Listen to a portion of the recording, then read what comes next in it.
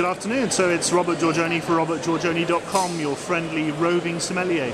I'm here in London at the English Wine Producers Annual Wine Tasting with the current UK Winemaker of the Year, Sam Lindo. And Sam is the winemaker at Camel Valley down in Cornwall. So Sam, how are you? Very good, very good. So you're showing some of your wines today here? Showing some of our wines today, yeah. Yeah, I'm a big fan of your wines. Tell me a little bit more about your wines and about what you do and I'll tell Camel you Valley. To keep it brief, I'll sort of just tell you about our approach really, and to sort of set the scene. Now, when grapes grow in England, every year they grow really, really slowly. And no matter what the year, you're English, you might think it's hot, but it's always pretty cold for grapes. And what we find is the grapes seem to take on the same characteristics of other fruits and other things that grow really well in this climate. So everyone knows English apples are more appley than French ones, English strawberries are more strawberry flavoured than Spanish ones, gooseberries, elderflowers, pears, raspberries are more raspberry flavoured than Scotland. They're all fruits that taste the way they do when they grow really slowly. And when they grow really quickly, they lose those kind of characters. And what we find, the grapes in England take on those characters.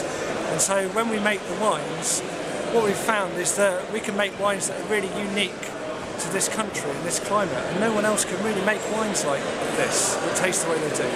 Because wherever they are, the grapes grow a lot quicker and don't kind of keep these flavours of unripeness that happen to be really nice.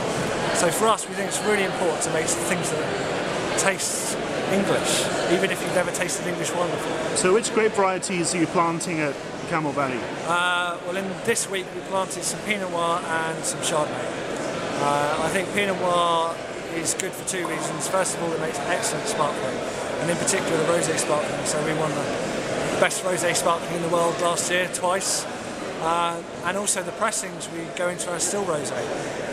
And those pressings have much more strawberry and raspberry character, and it's a really good way to express those kind of characters, because in the sparkling you want a bit more elegance and a bit more finesse, but with the rosé you can just have it and enjoy it. And for me, really, rosé is the best way to enjoy the taste of Pinot Noir in this country. It has lovely floral red fruits, doesn't it? Yeah, that's it. And those red fruits, I mean, you know, when you get to New Zealand, where it's a lot warmer, by the way, you get a jammy wine and you get a bigger red wine and everything like that, that's fine. But in England, you just don't get a big enough wine to go with that sort of jamminess. So rosé is really the best thing we can do. Speaking of New Zealand and how successful they've become over the years with their Marlborough Sauvignon Blanc, I really feel that Bacchus, or an English Bacchus, has the potential to be up there in terms of success with up against New Zealand Sauvignon Blanc.